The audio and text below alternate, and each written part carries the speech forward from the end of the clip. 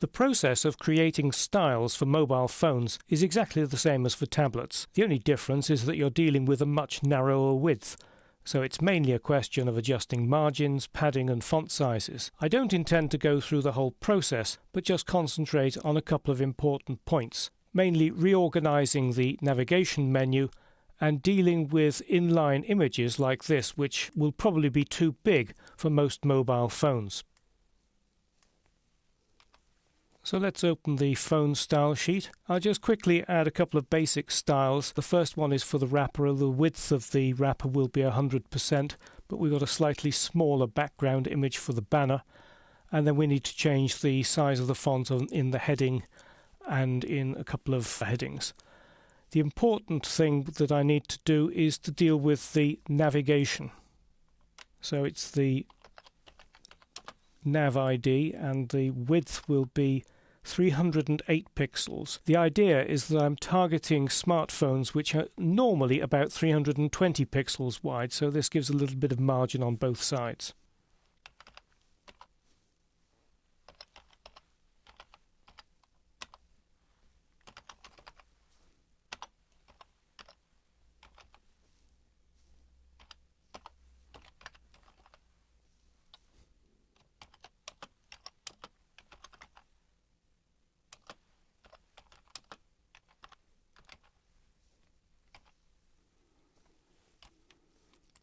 So there'll be 0 margin on top of the nav unordered list, but auto on both sides and 5 pixels underneath.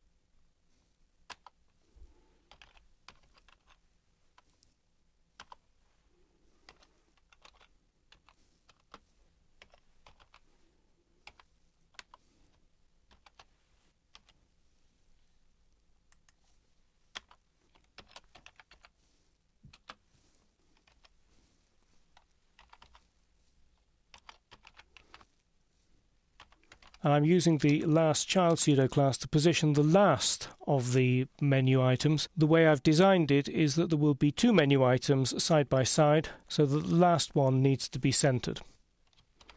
So to do that, we give it a margin left of 74 pixels.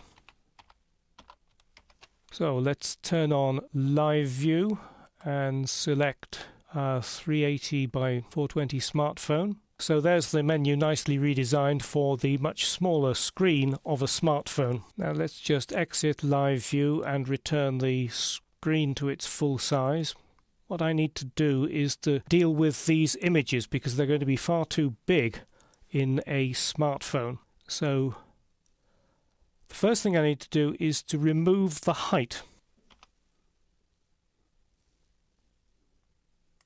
The reason for doing that is that I'm going to control the width of the images using CSS, and by doing so, if I leave the height in the underlying HTML markup, the images will become distorted when the width is changed by CSS. The inline images are in classes called float left and float right, so I'll create a rule for float left and float right.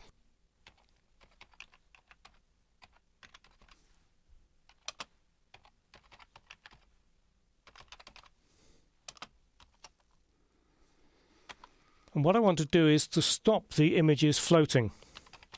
So it'll be float none. And then I will set them to have a maximum width of 290 pixels. So that will fit within the 320 pixel size of an average smartphone screen. And I want them to display as blocks.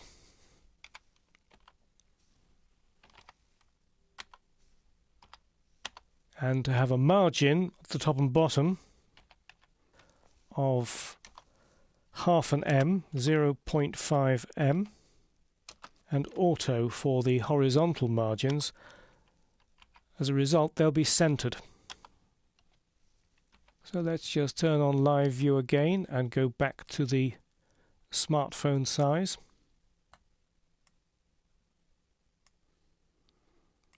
Now the reason that this is happening is because I've not yet made the changes to the rest of the styles. We've still got the original styles from the basic style sheet cascading through, so let's just quickly fix that. And I need to create a style rule for the content wide, content medium, and aside classes. And we're going to stop them floating, give them an automatic width,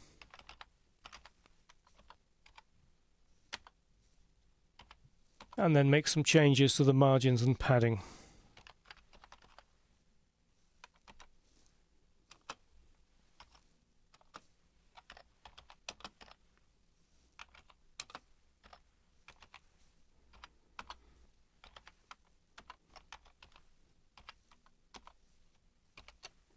And just refresh live view by clicking it on and off. And there we are. The containers are no longer floating, they're automatic width, and you can now see that the images sit nicely in the middle of the columns, and they're no longer the original width, which would have been far too much for a smartphone. I've added other style rules in the files in the Torzai Hotel Finish folder, but I've covered all the main points in this series of videos. I hope you've enjoyed this excursion into optimizing sites for multiple devices using media queries.